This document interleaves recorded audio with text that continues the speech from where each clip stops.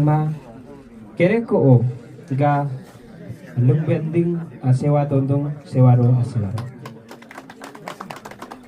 धन्यवाद कार्यक्रम सञ्चालकज्यू। विशेष गरेर मैले यहाँ उभिरहँदाखेरि यहाँनिर हामीले किरात याक्थुम चुम्लुङ दक्षिण कोरियाको रजत जयन्ती अर्थात् 25औं वार्षिक उत्सवमा उपस्थित भइदिनु हुने सबैमा मेरो संस्था किरात याक्थुम थेगिमाङ चबेगु सजुङलुङ दक्षिण कोरियाको तर्फबाट र मेरो व्यक्तिगत तर्फबाट यहाँहरू सबैलाई फेरि पनि नमस्ते सेवा र टक्राउन चाहन्छु। मैले यहाँ बोलिरहँदा हामीले यहाँ हाम्रो मेन उद्देश्य के हो भन्ने चाहिँ अलिकति बुझ्नु पर्थ्यो कि जस्तो चाहिँ लागिरहेछ। आज 25औं वर्षको वार्षिक उत्सवमा छौँ।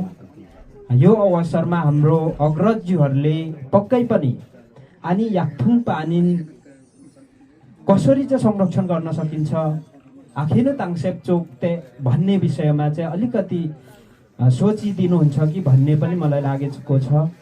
किनभने हामीले हाम्रो भाषाहरू प्रयोग गरेनौँ भने हाम्रो भाषाहरू कसले प्रयोग गरिदिने, अर्थात् हाम्रो मुख्य उद्देश्य चाहिँ के हो अनि भन्ने कुराहरू मलाई पनि अलिकति बोल्न अप्ठ्यारो नै भइराखेको छ। किनभने अब यहाँ लिम्बू भाषा हाम्रो आफ्नो भाषाहरू अलिक बुझ्न नसक्ने पनि कति छौँ।